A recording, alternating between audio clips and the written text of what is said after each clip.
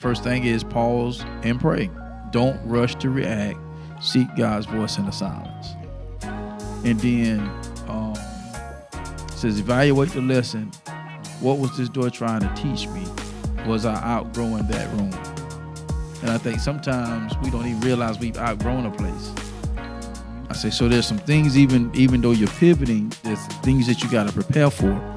So, because sometimes your soul, your will, your emotions, your intellect, that soul is tied. It's tied to that job. It's tied to that project.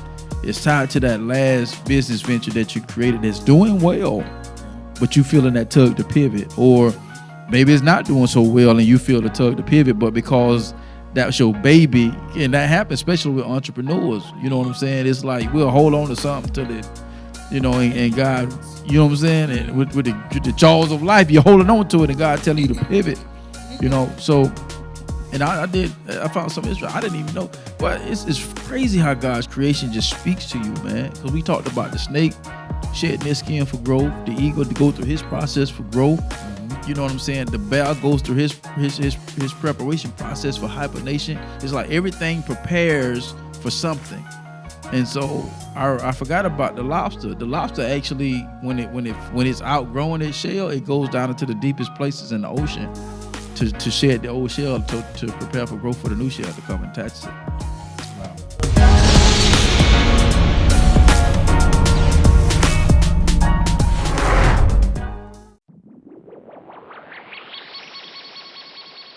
The B2S podcast is brought to you by Motivated Apparel.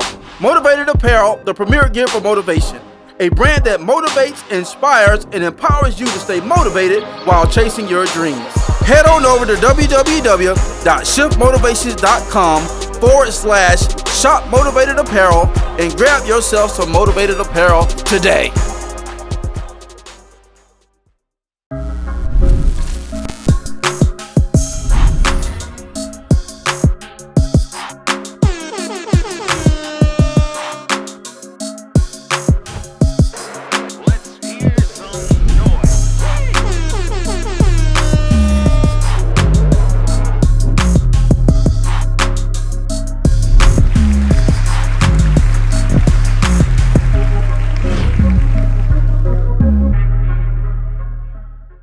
Yo, what up, world? What it do? Hey, welcome to another episode of the Blueprint to Success podcast. Once again, we're excited and delighted for you to be joined with us on tonight. Don't forget to hit that like button, subscribe, hit the bell while you're at it, so to make sure you get all the notifications when we drop a new episode. Man, it's always a pleasure to be with you. Blueprint Nation, stand up. Yes, sir. Yeah, it's another day, hump day, midweek. Y'all know how we like to get down, man, and drop them nuggets and jewels of wisdom. So, once again, we're excited to be with you on tonight, man. You know what it is. It's your boy, Mike Mariner, a.k.a. the Shift Motivator. Once again, joined together tonight, my brother from another mother, my left, your right, Mr. Dumbo. Yes, sir. Mr. Throne Room. Mr. Like Me. Yes, sir. Always excited to be with my bros, man. Y'all give it up for Alexander Hall, man. Yeah. What's happening? What's up, brother? You already know, trucking through the week, man. Trucking? Yeah.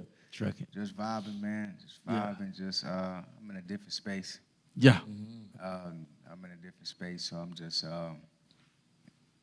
waiting on. I'm just moving by assignment. That's it.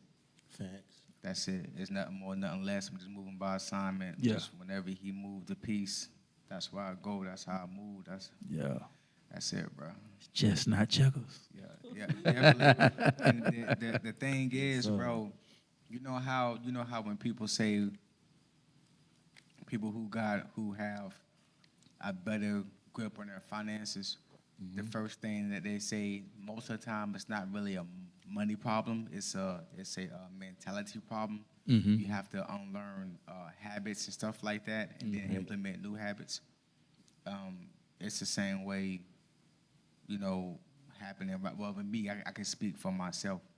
It's the same way with me right now. It's like when you are used to playing checkers, you have to really work hard to learn how to play chess, and it's different. How to move different, and how to align your movement, with God's movement and how to not move when you don't need to move and stuff like that. So it's just one of them things, you know what I'm saying? So Yeah. Yes, sir. Come on with it. Yes, Sirski. Come on Brodusky. with it. Shots fired. Yes, sir. And y'all know who this cat is, man. My brother from the same mother. Bad. Big Bad. Yes, sir. Big Dub. Uh-huh. Mr. Always Got It. What it do? And if I ain't got it, I can go get it. Oh, right. Y'all give it up for Boy Wonder, man. What's up,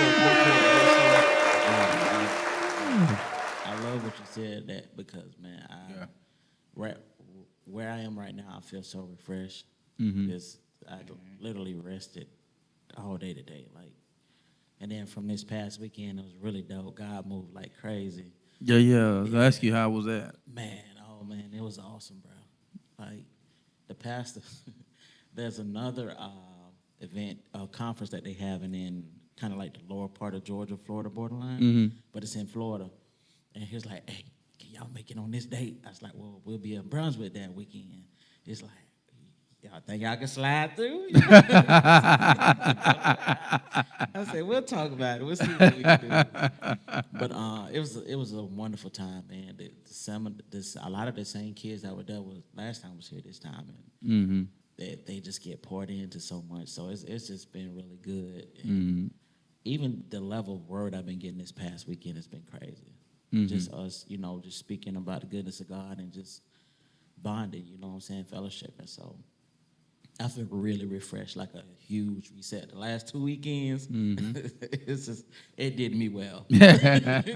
So I'm just appreciative of the moment and just moving with what I'm getting and reciprocating and just sharing it with my brothers and those I come in contact with. So it feels good. I feel good. Okay. I feel different. I do. Yeah, that's what's up, man. When did y'all get back? Yesterday? Yeah, we got back about after 8 because I stopped by the store, pretty much round from the house, and so we got back. We chilled a little bit. I went to bed early. I got up, prayed this morning, and I ain't do nothing. Yeah. I just laid down, bro. Just like I had woke up. I set an alarm for it to come here. And Rick was like, boy, that boy would not die. I said, Rick, I told y'all. I said, I'm making rest a priority and a part of my day-to-day schedule for the week. So it's important, bro, because we don't realize how much we go, and we don't realize how much we take on as we're going. Right. So, you know what I'm saying? It's kind of hard to declutter when you always stuffing stuff in there with everyday movement. So I've really been intentional about that, too. And so we'll talk off camera about something I also during that God just moved, and I had to just pray over one of my brothers, so we'll talk about that too. But bro, it's different now. Yeah. It's different. Yeah, shoot, man. Yeah, we just came off of took the team to Lake Day, so that went good. Oh, good. Yeah, man. That went really good, man. And then yesterday I was at Southeastern, so I had spoke to the man. They had a full house yesterday. I told Tim, I was like, man, you got more leaders this year than y'all had last. He was like, oh yeah. I said, I see. When I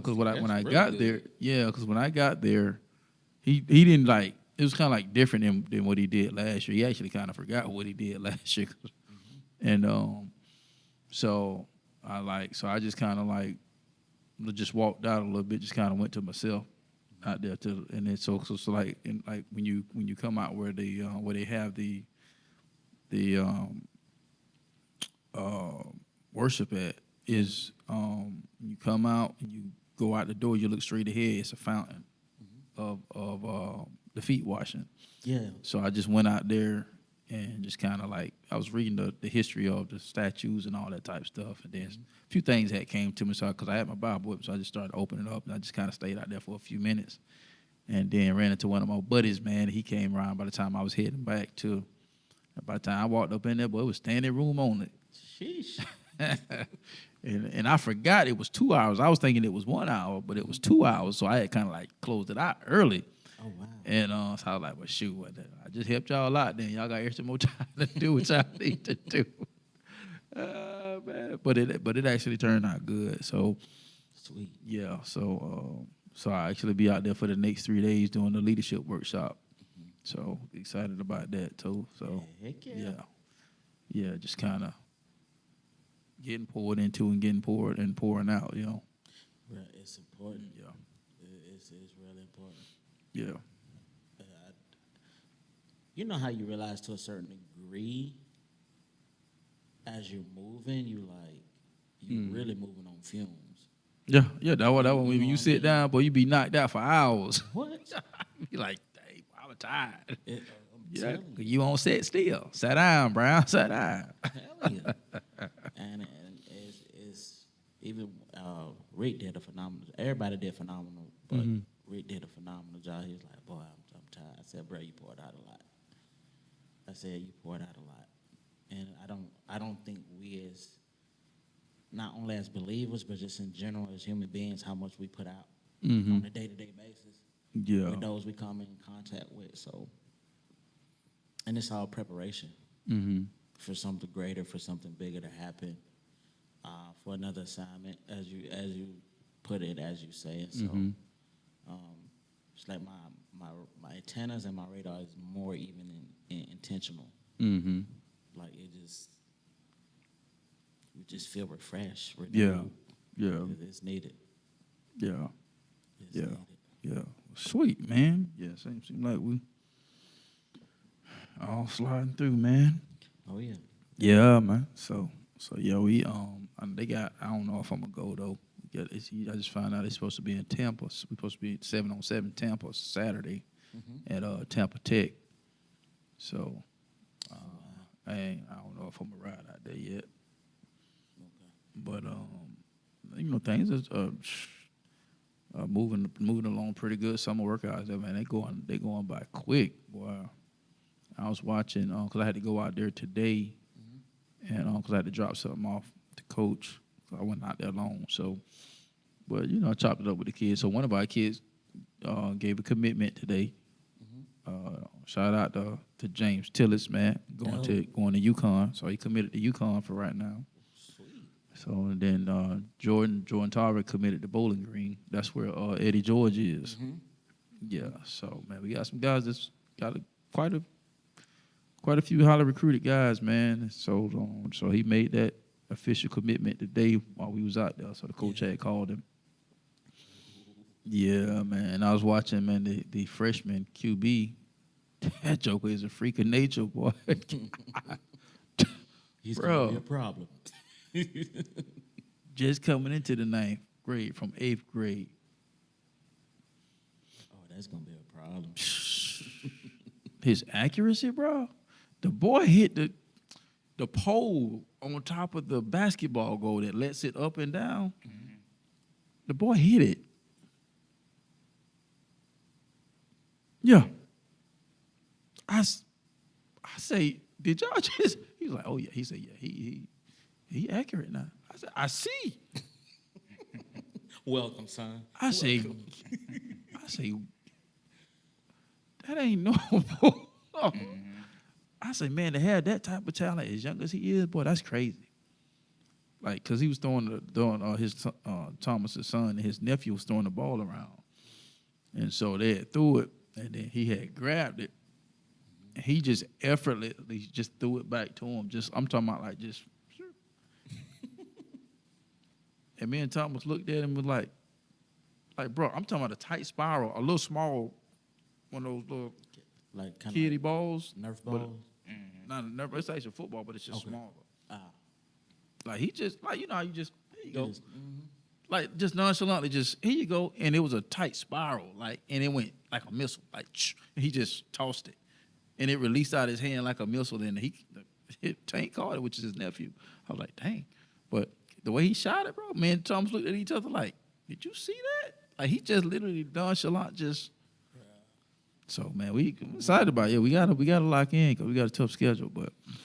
But yeah, we gonna do some pouring in. So I'm using a lot of like leadership stuff and and team building stuff. We gonna be putting some stuff together Yeah, he gonna be a from problem. bro. He gonna be a problem. He's a kid that you can probably put. I was looking at it. I said, man, shoot, he probably can play running back. Looking at his bill, but he's an athlete though. So Yeah, them ones, it don't matter. They own it. yeah, yeah. It's scary, man. It is scary. But man, let's just go ahead and dive into tonight's topic, man. So I'm gonna open it up with a question here, man. So tonight's topic is when the doors close, how to pivot with purpose. So the question is, what do you do when life shuts a door that you was counting on?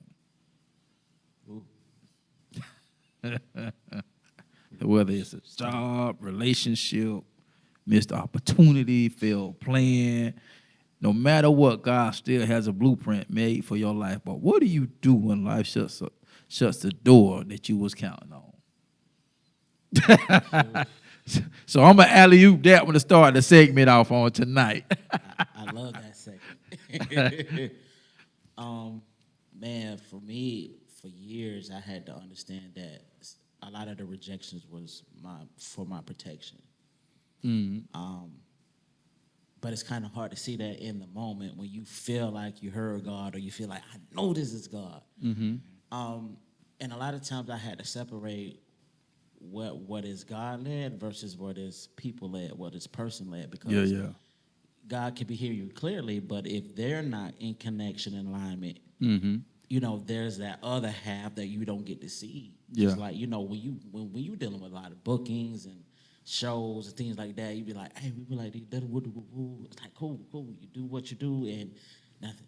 You know what I'm saying? So I had to learn in totality to learn that, okay, God, it wasn't meant for me to be there because this is when I was coming into myself, learning myself as an artist, still finding my sound, is that I can go wherever I want. I could do as how many shows I want to do, and I could just look, bruh. I feel like I could do 100 shows versus one purposeful one that I know I was meant. I would choose that one purposeful that I know I was meant for. Because I know what I can go wherever. You know what I'm saying? Set shows up, it don't matter. I even talked to the fellas. I said, next year, I said, I'm on some different stuff. I said, it's easy to mark something that you know that you can put on your calendar. But I said, I want to test God. I want to try God. Like, I want to leave that door open so others can come through that it really see the results and a difference in what we're doing and really support what you're doing. Because, people will say, yeah, it's fine. Do your thing. And the support ain't there. Right. Oh, yeah. So, Been there, done that. So you know what I'm saying? So it's like, a lot of times if you're not careful, you'll put yourselves in situation and disheartenment because you want to go here. But if the support system is not there and if it's not looking like how you know it should be, it's going to deter you away from your purpose and what you're called to do. So for me, I said, okay, well, let me be more specific. Let me be more intentional. Like, the people, like, even with my shows, all my blessings came from me supporting others off the stage. And understanding that and the power in that, I use that to my advantage, which opened doors to what God led to me specifically versus me going out. So I had to really learn, man, like, I can't go everywhere. I can't just connect with everybody. I can't just be with any person. Like, I'm looking for Mrs. Bag. My antennas and my eyes have been open even more, but it's like I need my purpose partner. You know what I'm saying? There's different levels and revelation that you get as you learn and you go just like, whoa, okay, I can't just connect with anybody. So I had to learn a lot through that, bro. I had to learn a lot and understand that even with friendships and brotherhoods and betrayals that happen, like, I wasn't the cause of that. Because a lot of times you're tied at, well, what's wrong with me? It's just, no, it's God's protection and God's divine assignment and appointment for your life that you have yet to understand and tap into. And so now I'm more, like he said, assignment-driven, purpose-driven. And I realize if it's meant for us to connect and do what God is desiring for us to do, then it's going to happen with no resistance. You know what I'm saying? So And then even in that, sometimes you got to fight through resistance to really test and see if that's really truly God, or if that's the enemy trying to block where you're trying to go to. So it's just discernment and prayer, bro. Like you just have to really be tapped in, like really connected to the source to really discern and determine what's for you. Yeah, that's good. I like this statement that I'm reading while you're talking there, and that was one of the things that came up, as far as why doors close, and it says protection from unseen danger, which is that's what you was hitting on, and then it says not every no is the enemy. Sometimes it's mercy in disguise. Ooh. I said, dang, because you know, and that's funny because one of the things that I prayed yesterday as I was praying over the huddle leaders is praying for God's perfect will and not his permissive will. Ooh, that's good. You know what I'm saying? Because what I noticed when I got there is the difference between last year's huddle leaders and this year's huddle leaders. There's a lot of young huddle leaders. Like I noticed this year is like I'm looking at the face. I'm like, dang boy, these some young ones. These some young ones in here. And then even it was one of the young ladies as I was actually getting ready to leave, and I probably ended up in a whole nother conversation for about 15, 20 minutes because she was like, is because I didn't go where I wanted to go because of very valid reasons. So I just kind of stayed. Yeah. You know what I'm saying? But she knew. She said, ooh. She said, well, I thought you for the start prophesying. She said, cause you kind of, she said you kind of tapped in, but it was like you was kind of like I said, yeah. I said they're not, they ain't ready for all that right now. She knew.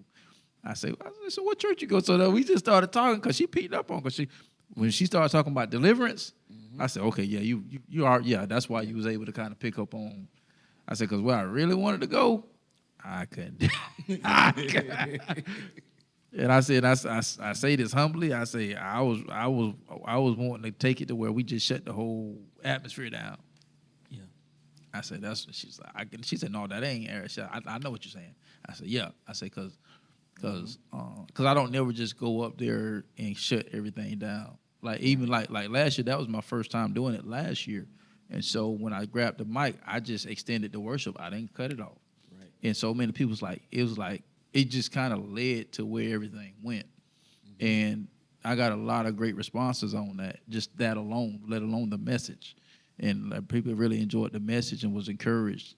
And but just the fact that I extended the worship and just kind of like let God do God, let them kind of like get filled in. Yeah. And so it was a little bit different yesterday because I don't. The seed was different yesterday, so and it's fun like it's like I knew because like last year I didn't even touch my message really because of the atmosphere shift. I ain't really even touched my message. I might have touched maybe 10%, if that. I knew that yesterday I was gonna have to teach. I just knew it. But when I got there, I saw why, because the preparation wasn't like it was last year. So the ground wasn't tilled for it. So when I walked in there and I saw the young faces, I'm like, and then when the young lady told me what she told me, and while we were talking, and and I'm like, okay, nah, they ain't ready for that, because it was just, she shared a conversation with me that happened, and it was like, yeah, okay. But looking at all of that, it still went well, and so as I'm going through this stuff, man, it's like, okay, that door particularly closed, but what door is open in the moment? You know what I'm saying? So I'm using that yesterday. So what I did was I picked up on kind of like, it was almost like a atmosphere of teacher-student. Yeah. So it's almost like everybody could have just sat on the floor, and I thought, and I was telling her about pastor introduced me to Dr. I don't know if y'all ever listened to Dr. Mark Hamby or know who that is. I never Yeah, he's like dealing with revelation. So I met him some years ago, Pastor Lake, one of his appreciations. So they brought him in, and bro, like when I said I could sit there and listen to him for like days, bro. Like he just poured and just poured, and he about to say that's what he loved to do. He said he'd rather do that than to go preach. Yeah. And he said he got a ranch that they had went to, and it's basically like a ravine, that he just poured out to him. And he poured out so much, like we had this certain time that we had to go down for the banquet, and nobody wanted to go. So of course the upper leaders, they was like, "No, we had to go." But everybody was like, "We was like, man, it's good." That's what it felt like yesterday. Yeah. So that was the door that was open. So I would just say, I got some more stuff to share, but I know Alexander got some stuff to share, so I'm gonna circle back. But I wanted to kind of share that in there because it wasn't prepped for the what transpired the year before, where worship really got high, and really, I mean, but you just got on, I'm gonna say I'm leave it. But that door was open, so that's what I did. I took my time and I just taught. Said a few things and I just taught. So that was the door that was open. So sat in it. I just sat in that. Yeah. So it's like no is the enemy. Sometimes it's mercy in disguise. So and that's how you got to look at it, because it's God steering you from something. Because if I would have forced the issue, I basically would have bled on the people. Yeah. You know what I'm saying? I could have drowned them for something that they weren't prepared for, that they wasn't ready for. Yeah. And I don't say that arrogantly. It's just when you just know. Yeah. And then when the conversation was had, that just confirmed what I felt. It's like, these young, probably some of them probably shouldn't even be in here, to be honest with you, if I had to keep it 100. Yeah. Right, too young or just you have to be for leadership position like that, or in any way, you have to be, I ain't gonna say of a certain caliber, but there's just certain things, and just what the conversation that the young lady shared with me that she had with one of the other leaders, nah, she shouldn't have been in there, or that person shouldn't have been. I don't know if it was a he or she, but it was, the person shouldn't have been in there. Yeah. Nah. You ain't, it's one thing to ask for volunteers, but at the end of the day, if you're not ready to leave, because if I told you, I could tell you, I can share, just remind me, I can share with y'all off camera. Okay. And then you'll see what I'm talking about. But I was like, and it wasn't being mean, it's just valid. Yeah. You're responsible for a group of kids, and to have that conversation, and it's not a bad conversation. I don't want y'all thinking it was sinful or none of that. No, it was just that person still needs to be led before they lead. It's like the Kicks commercial. Kid tested, mother approved. Yeah. Pretty much. Like leaders have to be some type of battle test. Yeah. You know what I'm saying? You have to do something. If you can't, you can't just like, here I am. Yeah. No adversity, no leadership. It don't. Yeah. And that's all I'm saying. It just from that conversation, I was like, because she even said it. She was like, when they said what they said, she was like, you might not need to be here. Yeah. But not every no is the enemy. Sometimes it's mercy in disguise. So sometimes you get shoved into stuff that you're not ready for. Right. And I found myself, and I had to retract and be like, man, stuff that I thought I was ready for, and doors just kept closing. And I'm thinking I'm qualified, but then when I look back on it, I wasn't as qualified as I thought I was. And I had to be honest with myself. Yeah. You know what I'm saying? And glad that the door didn't open at the time. And even I'll give you a prime example, going back to home. Mm-hmm. When I first started, I tried to get back out to our, to our alma mater, over there at the city. So, but the door wasn't open there. Mm-hmm. And then years later, the door opened. But when I look at everything that I learned from the years that I did, it was stuff that I used when I went back that was a blessing to the kids and the coaches. So had I went too early, I didn't have all that experience. I had some experience, but the years of experience that I had gained because the doors were closed, it was actually more impactful when I went back because I had so much in my arsenal. Exactly. You know what I'm saying? So but I had to be real with myself, and I look back and say, dang, Mike, no, if that door would have opened, you wouldn't have had as much impact as you do now as you would have did back then. Right. You know what I'm saying? So, and that's just some things that we got to look at. So, but I'm going to shoot it over here to my left right here and see what you got on this one, bro. Yeah. What was the question again, so I can just marinate? What do you do when life shuts a door that you was counting on? So Whether it can be I job loss, everything, broken relationship, anything, because all of it's opportunity. Relationship is an opportunity. Career is an opportunity. Facts. Yeah. So any door closed is a door closed. All right, it doesn't matter what field it's in, but as far as me currently, it's like, so I think I should, and I need to say it this way. Like, God is not unprepared for your response. He's not. God is not unprepared for what you feel. He's not unprepared for what you think. He's not unprepared. God is not unprepared for your mind and your heart still being in a current state when he's dragging you like a person pulling their dog. And the dog don't want to go. You ever seen no movies when the dog don't go to the vet? Yeah. The dog be on brakes. You be gonna pump the brakes hard, boy. The dog paws be all in the dirt. Don't want to go to the vet. But the owner drags the dog on, and the dog, even though the dog is resisting because it wants to be where it wants to be at, the dog never turns on the owner. Eventually, when the dog owner gets the dog in the door, the dog say, "Okay, I'm in here now, so I might as well go along with the flow." Right? Ain't nothing else I can do. Right, nothing I can do. Right. So so God is not. He's not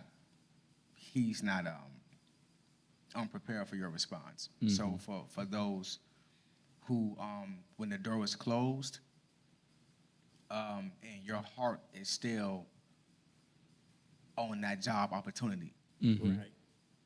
You're on this side of the door, but your heart is on this side of the door. Right.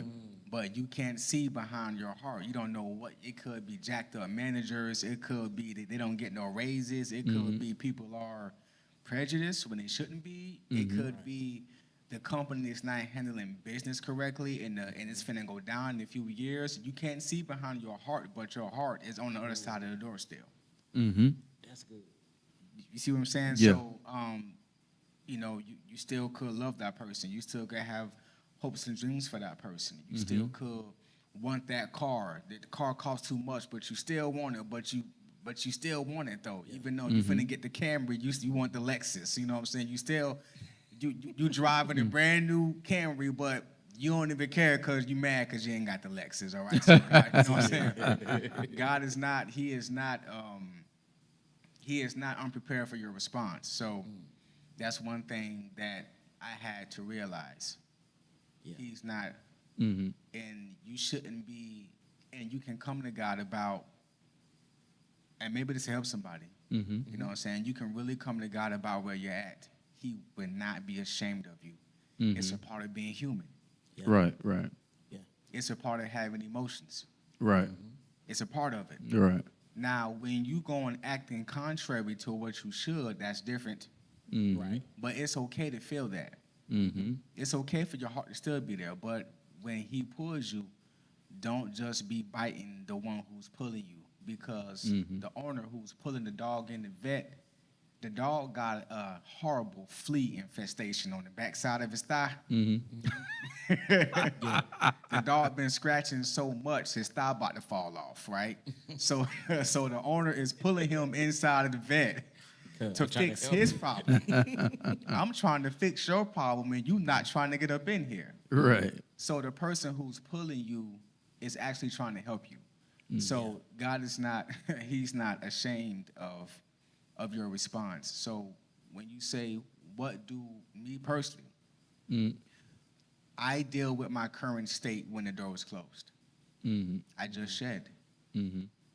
My mind is still here. My heart is still here. Right. Let me mourn. Let me shed. Right. Right.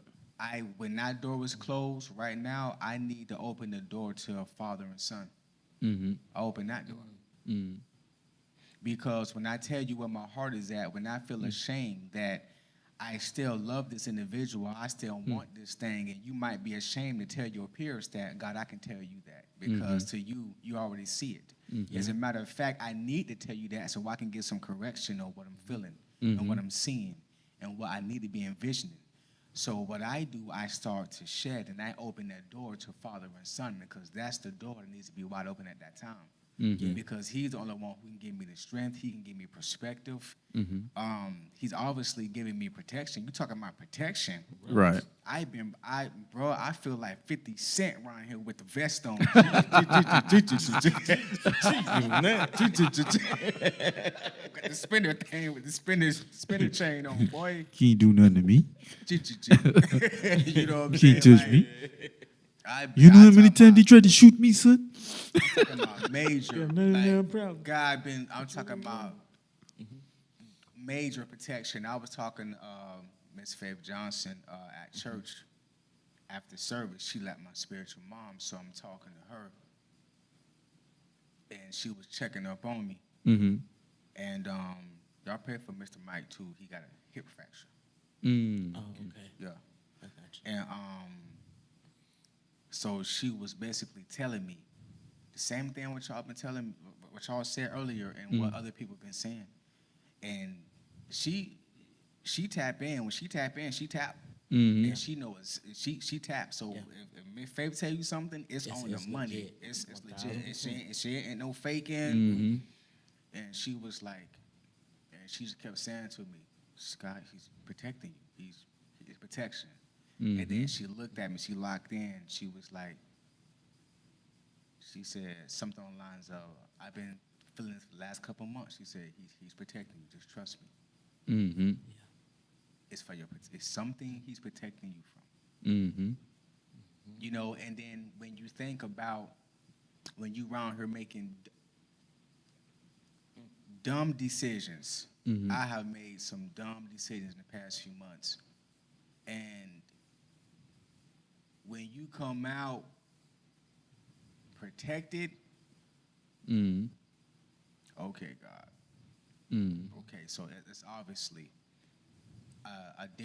you have a different perspective on what I need to be. You have a different plan for my life than what I'm putting forth, and you don't want me to go down the same path. So it's okay if your mind and your heart is still there. It's okay. God he's not blown that you still want the Lexus. You just need to make sure that you be a good steward over the Camry. You know what I'm saying? Because just be a good steward over it. No, because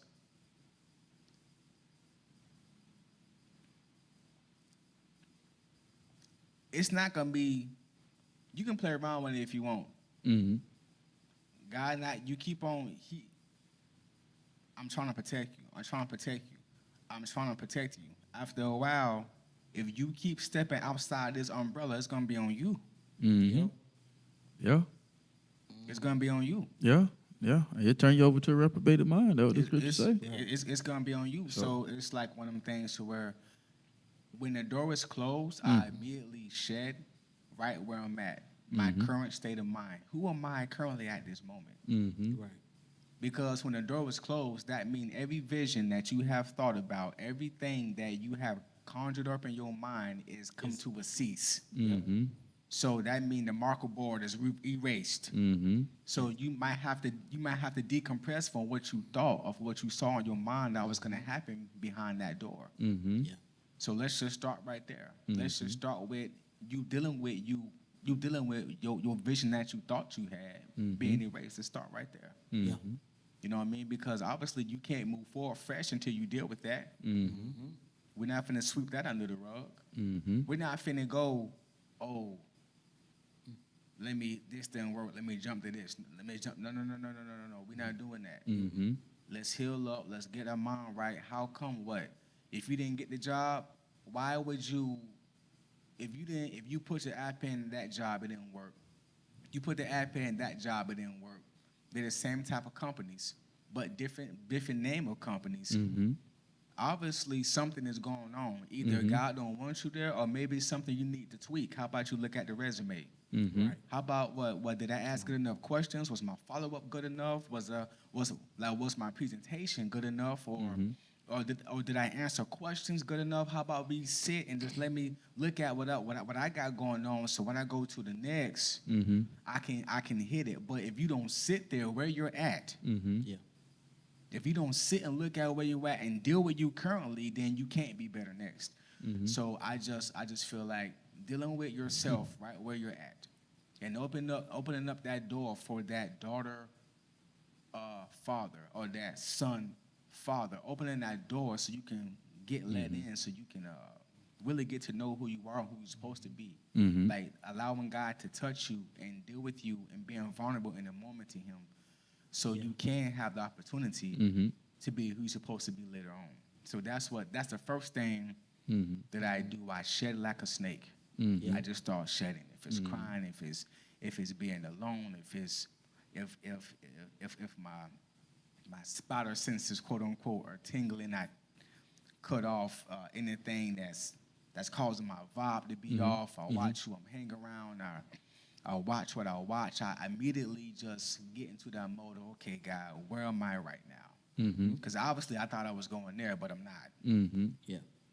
So whatever mind frame or whatever heart posture, whatever emotional state that I'm in, it's not going to be there. So I have to get this cleared up so I can move the right way wherever you send me. So let's deal with me right now. So that's what I do. Yeah. That's That's Sorry, good. I was long-winded with that. No. You good, bro. I try to be thorough with that stuff because Yeah, that's what it's for, man. So the people can eat, man. Exactly. Yeah, because I think sometimes we forget that sometimes we need protection from ourselves. Yeah, I'm telling you, if you know what, you sometimes your heart, oh man, look.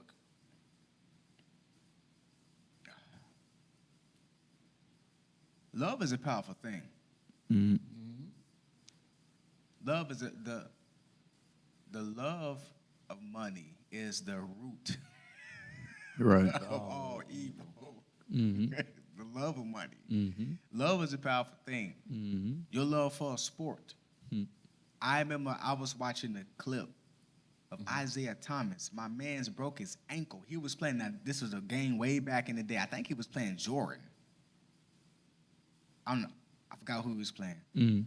But I think it was a championship game. My man's broke his ankle or something happened. My man was balling with the broke ankle, bro. He just couldn't get off the court. You know what I'm saying? So the love of the game, bro, just the love of it. I remember Jordan had his toes all bust up in his shoes. Just the love of the game, just the love of it, bro. The love of something that's powerful. But here's the thing. You got to be mindful of what and who you're attaching that love to. Yeah. You got to be mindful of what and who you're attaching that love to. Because if you're attaching your love to something that's not ready for it, it can be detrimental. Right. So love is a powerful thing. Not every no is the enemy. Sometimes it's mercy in disguise. That's going to stick through the whole segment right there. And what does that flow through? Love. That's how powerful love is. It's like, I love you enough to close this door because I know you. I know you more than you know you. Yeah. You can't. You can't handle the truth. If I don't close this door, I know you won't leave. Yeah. If I don't remove you, I know you won't leave. Right. I know you won't. And then you will look and you will be committed down the line to something that's causing you turmoil. Unnecessarily. Because your heart was in the wrong place. And it won't when it won't. Right. Your heart was in the right position, placed in the wrong spot. Your talents was in the right position, placed in the wrong spot. Mm-hmm. Your work ethic was in the right position, the right work ethic, but you're placed in the wrong department. Mm-hmm. Mm-hmm. Yeah. Football players, you know what I'm saying? Football players, great football players in the wrong system. Mm. So, that love is powerful. I've learned through my experience of God's sovereignty and mercy. He'll allow me to have what I want. If it's like this, this is what you really want, okay. But it'll also come out on the other end to where I learned that, oh my God, that ain't what I really wanted. Like, I thought I knew what I wanted, but he allowed me to go through certain situations to learn lessons that need to be learned. So when we come over here, everything is clear from that. And I like how you said when you was in the front of the door, grieving. I think that's the most important thing, because it's easy to say, this door, let me go over here, see if this door unlocked. Let me try to pick it. You know what I'm saying? Let me see if I can pick this thing. And a lot of times we don't grieve certain processes that requires that, because the residue of that will go on into the other open door. And it's just like, man, if we're not careful, bro, just like how Broski said, we'll bleed on people that don't even deserve to be bled upon. The B2S podcast is brought to you by No Grind, No Glory Apparel, R828 edition. It's a reminder to stay strong, to be courageous, to starve your fears, and to feed your faith. Even when it feels like everything is falling apart, just know that you were born to stand out and make an impact. Head over exclusively to www.nogrindnoglory.net and grab you some merch as a daily reminder that all things work together. Yep, you gotta grieve. You gotta grieve, and you gotta grieve and deal with yourself. And I wrote down. I think it was this morning. You know, sometimes you have to have people in your life that can do what you can't. You need that. Like, so if you, when you're weak at moments, you might need somebody who's strong to help pick you up. It's vital. It's good to have people in your, like, y'all, and especially Diamond is it's good to have people in your life that care about you, to pick you up. But on the other end, Blueprint Nation, don't let anyone try to grind out your grieving process. Just because you in go mode and you can flush through everything doesn't mean I can. Right.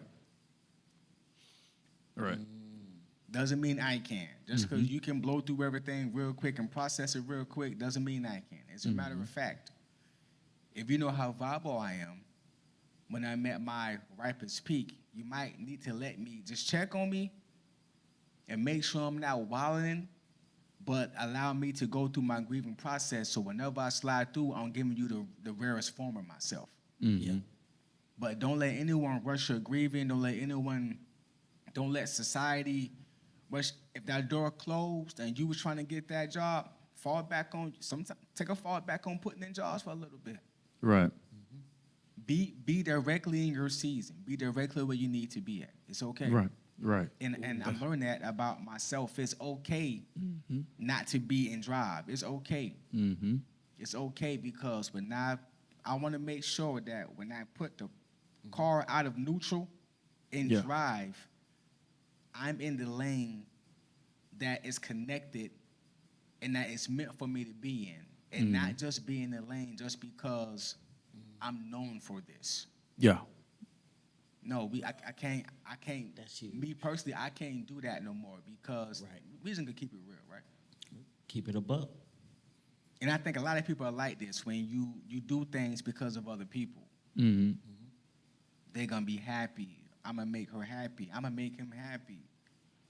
But when they lose their sight of you, or disconnect themselves from you, or disconnect themselves from that thing that you putting your all in to make them happy. Now you're stuck with this thing Too that stuck with you all don't even want to be connected to because you was doing it for the wrong reason. Right. You had the wrong source. So now, I don't care what it is. I'm just making sure that when whatever I pull up in the driveway in, I'm meant to do that thing, and I'm supposed to be there, and I'm called to it, no matter if the person who's in the inside of the building rock with me or not. I'm gonna do this if I don't get no support, because I'm gonna write it if I don't get no support. I'm gonna lay it out if I don't get no support, because I feel like it's important to me. And you have to really get to that point when you really being real with yourself, when you don't spend years of doing things to make everybody else happy. I told God the other day, I said, I spent years of trying to be her man and her man. I want to be your man now. Let me be your man. Seek ye first the kingdom of God, and all these things shall be added unto you. Right? And you have to be real with yourself. And sometimes it's not pretty, but that only comes when you sit and you shed, and you don't force it. Nothing comes from force.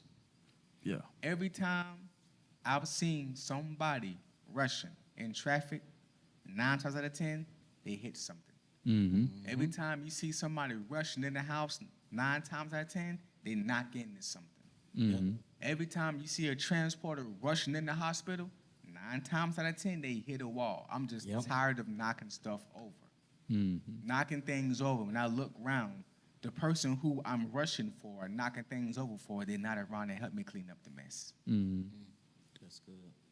Yeah, yeah, and I think in all is when you are moving with purpose for purpose, everything responds to you differently. It does.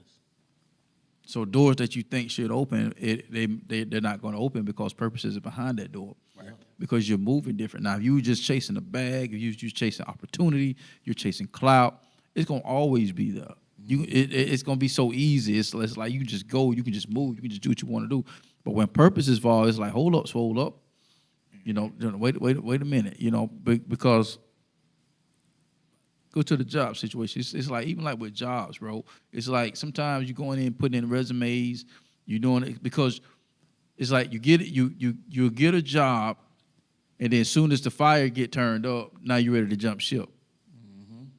So you never really get the benefit of what could be at that job. So sometimes God is just pruning you. Sometimes He's preparing you for something else. It's like, no, you got to get what you need to get from this situation before I can move you to the next one. Exactly. So, but you don't realize that because you're blinded by fear, you're blinded by frustration, you're blinded by the bag, you're blinded by other things that has everything to do with anything but purpose, and then you find yourself frustrated because now you know put yourself in a situation that God didn't want you to be a part of, and that happens a lot because a lot of times, you know, those closed doors are like you could be the most gifted person in the world, but are you still walking in your purpose?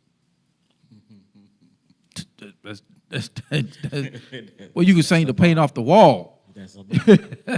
That's a bar. You know what I'm saying? And knowing you're supposed to be singing a certain genre of music, but you're doing what's popular. Yeah. You know what I'm saying? Just like we ran into the ladies down south. Yes. You know, they want us to listen to their mix. I don't want to listen to that crowd. If you gonna play me the same crowd that every other artist out there doing, I ain't trying to listen to that. Exactly. But you want to lie just to get our attention. Oh, no, we're not on that. And then as soon as you put the music on, like, did I just tell you I ain't want to listen to that? Yeah. You sound just like every other track that's on the radio right now. Yeah. We ain't on that type of time. You know what I'm saying? So purpose. If you're not driven by purpose, you're going to be driven by your own lust. This is true because sometimes you have to seek the closed door as a tool as well. It's a repositioning, it's a redirection into the form of seeking. Seeking what? Seeking who? Seeking Him. Because sometimes, like you say, we driven by our own lust, our own ambition.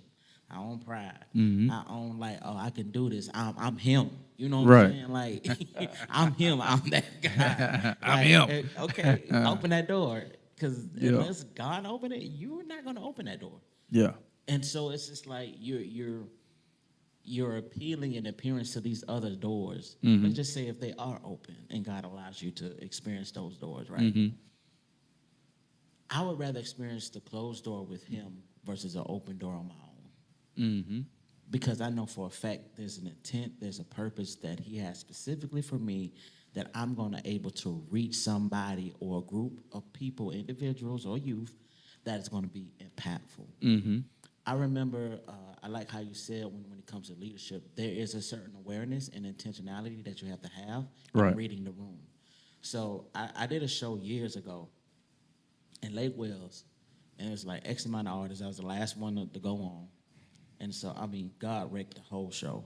In the middle of it, moved, souls were saved, this, that, and the third. And I was literally sitting in my seat. He's like, don't you minister tonight. I done what I needed to do. Shut it down. We going home. Mm-hmm. I say less. He said it to me 2 more times to let me know this assurance, this is him. Like, yo, I need you to do this. Don't forfeit what I'm asking you to do. This is how important it is. It was stern. I was like, okay, say less. I go up there. I be like, hey, as I'm sitting here, God did what he needs to do. There's nothing more I can add to it. You know what I'm saying? Like, there's nothing more I can do to add to this what happened. So I'm going to gracefully bow out. Thank you so much. And God bless y'all. So I remember the promoter looked at me like, for real? So after everything, we closed. He came up to me. He was like, for real? You just. I said, man, I'm very intentional, bro. And I listen to God. And I'm not finna be grieving the Holy Spirit because of what you want to happen. I said, our initial reasoning for this event is to watch him move and do what he needs to do and get out the way. That's what happened. I got out the way. He did what he needed to do. I was instructed. I listened. I'm not fit to be up all night. Because, you know what I'm saying? I've done that. I said, I ain't doing that no more. My piece all jacked up trying to please you. Exactly. You home asleep, and I'm struggling. Help me. Help me. Help me. So I'm like, and I remember for months, I believe he felt the way about that. Mm-hmm. And I was like, bro, I said, any other show you got, I'm there. Just let me know. I'm game. I don't need money, nothing. Just let me know. I got you. Mm-hmm. But we have to understand the importance of obedience when it comes to a closed door and an open door. Right, right. Because there is intentionality, there's purpose, but it's up to you to seek him to find out what that redirection and what that purpose is. As a matter of fact, the closed door is more important than the open door. Dang, the closed door is the purpose door. The closed door is way more important than the open door, because if the door is open, everybody can see inside. Mm-hmm. It's not intimate. It's not intimate. When that door closed, I let my son know. And he learned too. Daddy. You knock before you enter. Yeah. He learned. he learned that 11. Anyway. Real quick. Yeah, real quick. But yeah, that closed door. Protection. Protection. But when that door is closed, it's intimate. Mm-hmm. And guess what? When the door is open, you can see currently in real time where somebody is at. Mm-hmm. And like, it's no restraint.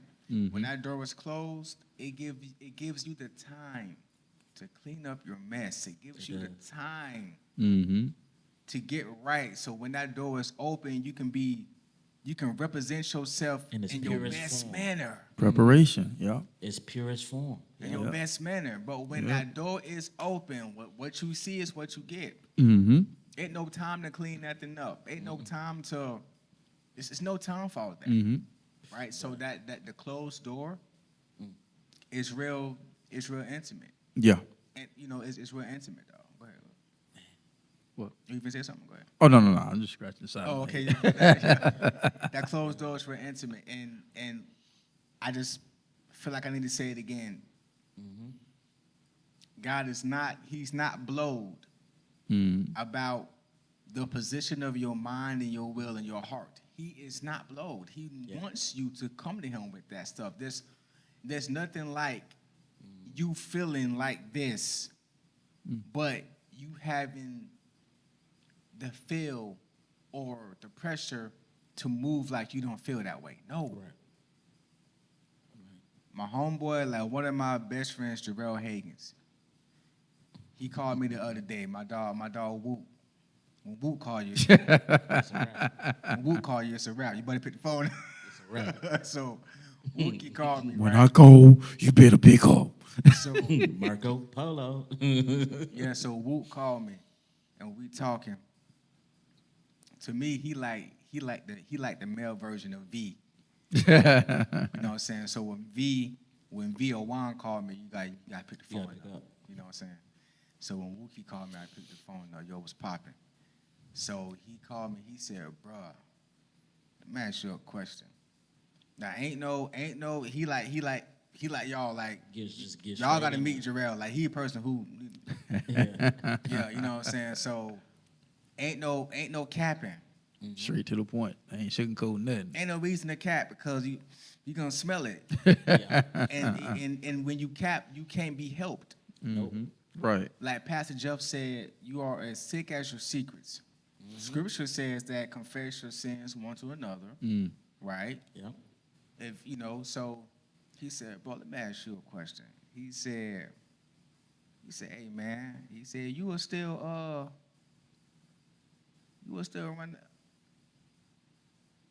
I was like, man, he said, yup. He said, yup. But he said, no, tell me your piece though. And I said, healing and changing stuff that's real. Mm-hmm. You know what I'm saying? Yeah. Like I know God is real. I know God heals because I look at my mom. Mm-hmm. You know what I'm saying? My mom, she had, substance abuse when she was younger, doing crazy with the guys, well, not in that way, but just my mom's got street game, so she used to run a lot of game on life shit. If you ain't got it, my mom, you got. You got. You got. Mom's had game. Like you can't get over on her, and she, hey, you better be. You know what I'm saying? So, but I look how transformation in the word and submission and things like that. And my mom, she's a mother. Mm-hmm. So when he asked me that, I was like, yo, bro, people change, things happen, people they get right. He said, I feel you. You know what I'm saying? So, but he was the first person who I kind of like admitted that to, and I was holding on with that. People were starting to ask me that, yo, you know what I'm saying? And then I had to, and when you go through something with a company or with somebody, and it's not really great in your favor, you're supposed to be like, oh, nah, man, I ain't got that. But what happens when you still feel that, like, Right. you know what I'm saying? So I had to go to God, like, God, yo, I need to tell you this. God, like, I already know. Mm-hmm. And so I'm not ashamed of how you feel. I'm not ashamed. Mm-hmm. I'm not finna shun you. You human, son. Mm-hmm. You're supposed to come tell me that stuff so I can help you. I can walk you through that. Mm-hmm. I can walk. So God is not ashamed of where your heart is at, how you feel about the door that has been slammed. I'm talking about the door slammed so hard in your face to where the paint come off and it smack you in the nose or poof. You know what I'm saying? Like, he's not ashamed of that stuff. Mm-hmm. Yeah. So now, the second part of the segment, as we get ready to not immediately wind down, but we wind this down. So I don't want to spend too much time on that portion. So we want to kind of pivot. We actually gonna pivot to the pivot. So how to pivot with purpose. So now that we realize that these doors are closed, So how do you pivot with purpose? And I like one of the things that it's talking about here. It says, and I remember because Eliseo actually made a shirt. That joker just crazy, man. He kind of like them guys that boy they just make up something and they just plop off real quick. So he had made a shirt and it had pause, pray, release, and repeat. Selling like hotcakes, bro. And that's what it was talking about. The first thing is pause and pray. Don't rush to react. Seek God's voice in the silence. That's what. Some of the things we was talking about, and then it says evaluate the lesson. What was this door trying to teach me? Was I outgrowing that room? And I think sometimes we don't even realize we've outgrown a place. Like I was just in a conversation recently with somebody, and I said, well, bro, I'm gonna be honest with you, dog. Like, you probably not outgrew where you at. I say, so you just gotta seek God where to go. You know what I'm saying? So at the end of the day, it don't. I said, and I shared some things with him, and because he's pretty much in the same position we were, and so I say, I'm saying this, and I'm gonna share this with you. I said, because in the midst of the transition, you need to protect your head and you need to protect your heart. Yes. I say, so there's some things, even though you're pivoting, there's things that you got to prepare for.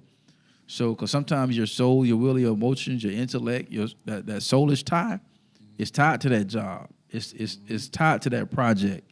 It's tied to that last business venture that you created that's doing well, but you feeling that tug to pivot. Or maybe it's not doing so well and you feel the tug to pivot, but because that's your baby, and that happens especially with entrepreneurs. You know what I'm saying? It's like we'll hold on to something till it, and God, you know what I'm saying? And with the jaws of life, you're holding on to it, and God telling you to pivot. So, and I found some Israel. I didn't even know, but it's crazy how God's creation just speaks to you, man. Because we talked about the snake shedding their skin for growth, the eagle to go through his process for growth. You know what I'm saying? The bear goes through his preparation process for hibernation. It's like everything prepares for something. And so I forgot about the lobster. The lobster actually, when it's outgrowing its shell, it goes down into the deepest places in the ocean to shed the old shell to prepare for growth for the new shell to come and attach it. Wow. I never knew that. Yeah, and what made me think about it, because when I had an engagement at a school, and I talked about it, and so I was going through some of my old clips, and I was like, oh, I forgot about that one. And I was like, oh, so you know what I'm saying? So yeah, the lobster, but then it's a whole other process because as the shell goes from soft to hard, it's a whole other process, stuff that it has to intake for the calcium to come in. It's a whole other process. Yeah, but the simple fact that when it feels like it outgrows its shell, it goes down into the deepest parts of the ocean to get away from everything, to go through that process to shed that old shell and to make preparation for the new one. You know what I'm saying? So a lot of times we'll be in situations we've been outgrown and we're stuck there. Yeah. You know what I'm saying? You gotta let it slide. You gotta let it go. And then this is what got me, and I'm gonna let y'all, and then whatever y'all want to chime in. Okay. But I'm just kind of going. It says adjust the blueprint. It says make room for divine improvisation, and God often uses disruption for redirection. And I thought about blueprint because I had pulled a blueprint for a house. I don't even know where it's at now. My life's just went so many different directions. But I had pulled a blueprint for a house that I wanted to build, like when we first got married. And it was like, you know what? But I want to change this. I'm going to keep the blueprint because this will be my foundation. Yeah. But I want to take this out and put this and add this and that and you know what I'm saying, do this, do that.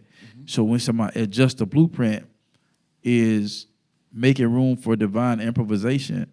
So because sometimes you can make changes that don't even make sense and it don't look right. Right. You know what I'm saying? You ever been in a house where you be like, why did they do that? That don't even look right. You know what I'm saying? They got this nice house, and then they made. I just saw something recently. It was a real estate transaction, and they was just showing what they did to the house, and I'm like, I ain't feeling that. because to me the backsplash didn't go with the countertops. Right. So I'm like, nice house, but the backsplash didn't look like unless that was, but it didn't. It was like finished though. It didn't want no. Because I'm thinking in my mind, well, maybe they gonna change the countertop. Well, maybe they gonna change them later. I don't know, but hey, but it ain't my house. They love it. I like it. You know what I'm saying?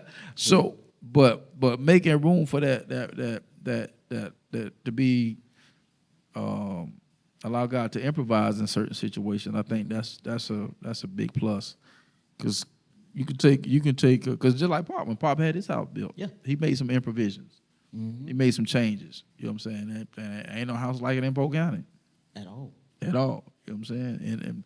But when you look at here's the crazy thing. When you go back and look at that, Pop them always been like that. He's always been one to be in his own lane. So even to get involved in something that he had no clue about and had to learn about the process, the purpose for which, you know what I'm saying, he do stuff is still attached itself to him. Yep. You know what I'm saying? Because he custom guy always. So you're custom built. And so you got to allow God to improvise in ways that's accustomed to what he purposed you for. You know what I'm saying? So sometimes you don't know why that door closed, but God has improvised that situation because he tailor-made your suit. But what you're doing right now is you're just going through the fitting process. That's it. You gotta be patient enough to sit Yeah. down and let them make the adjustments. Yeah. And the take backs. Yeah. Of the tailor-made suit, and it shows the importance of stepping out in faith.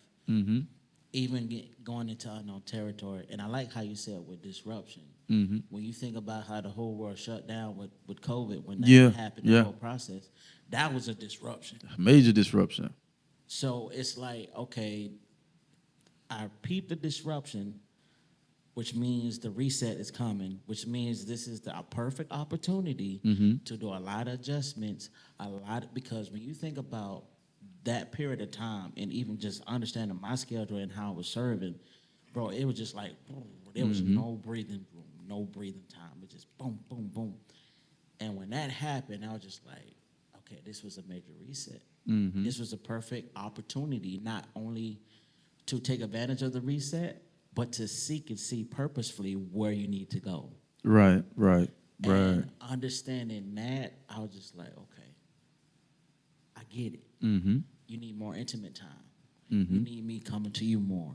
I need to let some things go. I need to, as you say, shed. And in that process, bro, and understanding from then to now, and that's why I feel so strongly about next year, is allowing that in provision to step in. Allowing him to be a part of the process. Because I can easily go and do my own thing and how I want to move, but that doesn't benefit me. And I understand the customization when it comes to it. There's only one me. Right. There's only one me. I understand my strength. I understand where God uses me mightily at. I understand the impact that happens. And just peep in the room when I'm going here and there, when I'm in the hospital, when I'm at the shows, like just understanding, when you really understand your power and your strength. Yeah. Oh my God. And that's why we have to be careful of the doors that we came out of, that we felt like that was us, that was open, that we may intentionally went on. Don't bring anything unnecessarily from that room. Because remember when you said the heart is behind that door, the intentions behind that door, the intimacy behind that door. Okay, well, there's some other things that's behind that door that you don't see. So if you walk out that room, don't walk out with unnecessary baggage that was never meant for you to carry. That's good. Yeah, pick up your cross, Exactly. not theirs. Right. Facts. That's what you. Hold on, you pick up. That's the thing. You pick up your cross, not theirs. Right. Oh man. Right. You pick up your cross. You pick up your cross and follow me. Mm-hmm. He didn't say pick their cross up. Mm-hmm. You carrying other people's infirmities. Mm-hmm. You carrying other people's demons. You carrying other people's trauma.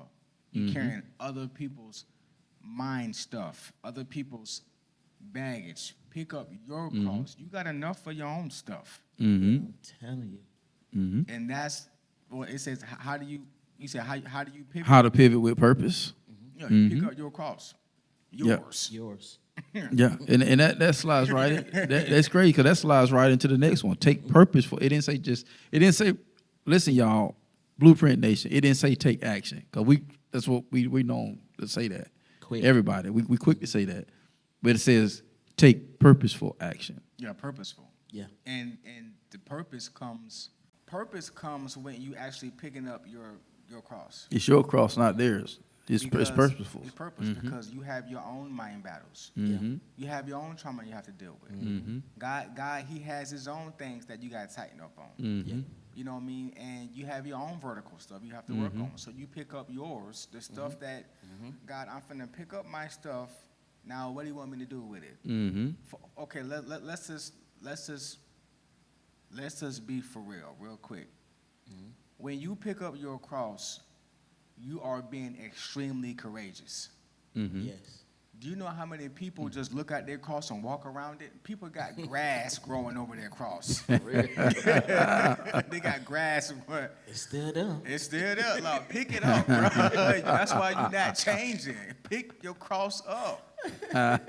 You doing everything but picking that mug up. Some people weed eat around it. They got plants growing around it. They put a fence around it. No, pick your cross up. Because the only thing you're doing is making your trauma look good. That's it. No. The only thing you're doing is making your drama look good. That's it. How about we pull the roses up from around your mug, pick it up, and let's really put some work in. Right. Right. So for anyone who picks their cross up, you are extremely courageous. Mm-hmm. Let's just clap it up for y'all, for us, for picking it up. Mm-hmm. And now the other part is the faith part. You're actually moving with God with it. Mm-hmm. So He can help you deal with it. Mm-hmm. Because a lot of that stuff, you won't be able to deal with it on your own. Mm-hmm. At all. So you are really purposefully pivoting from where you were. Right. That's how that works. Right. You do it with God, not without Him. Mm-hmm. You can preach it out, or you can try to sing it out, or you can try to rap it out. Mm-hmm. But if ain't no oil dripping from it, Say that again. you can sing at 45 women's conferences. Mm-hmm. You can sing at 55 men's conferences. You can preach at, you can all the, but if ain't no oil dripping from you, Mm-hmm. it ain't nothing there. Mm-hmm. And the oil only comes when you picking up that cross and walking with God, and you ain't doing Him a service. He doing you a service. Mm-hmm. You acting like you picking up your cross is doing Him, and He the one told you pick it up. I'm trying to help you out. Mm-hmm. Right? But so Right. that's how you purposefully pivot. You pick your mug up, and then you walk with Him. And as y'all walk, He begin to toss stuff out. He begin to keep this, do that. Now, so we finna shave this part. We finna cut this off. It's too long. For some reason, your cross, the top part too long. Mm-hmm. Let's chop that and trim that. Facts. Mm-hmm. Now, so we finna stain this part of it. Mm-hmm. This part we gonna paint blue. However he does yours, he's gonna do it. I'm telling you. But it only happens when you pick it up. Mm-hmm. You know what I mean? And you know those closed doors help you to adjust your expectations too. They help you adjust what you thought or what you set out to do. And it helps you to be more submissive. It helps you to be, I want to be more in line with where you see me going. Where do you see me fit as with my uniqueness and embracing my divinity when it comes to my purpose and where you got me going with the music. And I think sometimes we get so one-dimensional that we don't tap into the other gifts and things that can open those doors for that one gift where you're so set on, you know what I'm saying, moving and doing it. So I remember the closed doors me and Broski faced with just couldn't depend on people to come through with graphics, with product, with songs, with producing, with whatever it is within our professions. And it's just like, you know what? It helped me to shift my expectation on going after that and just developing different skills. And being able to do that, we like some of the most creatively designers when it comes to graphic work and just getting stuff done. You know what I'm saying? It helps you to catapult you into other areas that you never even knew, or the doors that you never even knew were possible to walk into. And it attracts people that you never thought you would cross paths with. Mm-hmm. Because there's other people that's on the other side of that door. They trying to get to you too. Right. You know what I'm saying? It's like, I need this, I need that. Right. It's so many of this, but it's a few of these. Right. And so there's a distinction when it comes to purpose. Mm-hmm. But those closed doors, closed doors. Well, for me, this is what I learned about closed doors so far. Y'all know my 2025 popped off early in the game. This thing been popping like fish grease, boy, I ain't lying. Mm-hmm. Those closed doors, they teach you, well, they've been teaching me personally, Mm-hmm. right? They've been teaching me,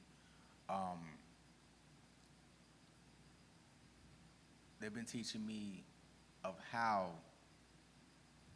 my skill set and my heart and my mind, how and where that it needs to be utilized. Mm-hmm. You can't put Michael Mariner in every. Michael Mariner don't need to go in every school. Mm-hmm. Because certain schools might try to get over on Michael Mariner. Mm-hmm. Right? They might try to undermine him. Mm-hmm. They might try to act like the value that he don't bring what he brings. Mm-hmm. So those closed doors, it actually is teaching me, son, you don't deserve that. Right. No, you don't need that. Mm-hmm. No, you don't need that. Mm-hmm. You see that? Watch out for that. You see that? Once you hear that, you close that ear, turn your head, and run opposite direction. Mm-hmm. Right. If you see that, close the gate, put a lock on it, and don't open it up for that. Mm-hmm. You know what I'm saying? So it teaches you how to engage. It does. When and what to connect yourself to. Right. Mm-hmm. Just because what the Apostle Paul said, like, just because I can don't mean I mean, that I should. Exactly. You feel me? Yeah. Bro, you ain't never lied on that one. Yeah, man. Well, man, yeah, that's some good stuff, man. So as we get ready to shut out this segment, so we want to end off on this note right here. I like this right here. This is a perfect way to end. And it says, stay faithful, not frustrated. Keep working while you're waiting. Delayed does not mean denied. Facts. Stay faithful, not frustrated, Blueprint Nation. So just remember, every closed door is not a bad thing. And every no is not the enemy. Sometimes it's mercy in disguise. Well, we finna get ready to get up out of here. Y'all know how we like to get up out of here, man. Shoot for the top, because the bottom is way too crowded. And if you think different and be different, you have the opportunity to live different. And once again, we'll see you on the other side of success. Blueprint Nation, we'll see y'all next week. Peace.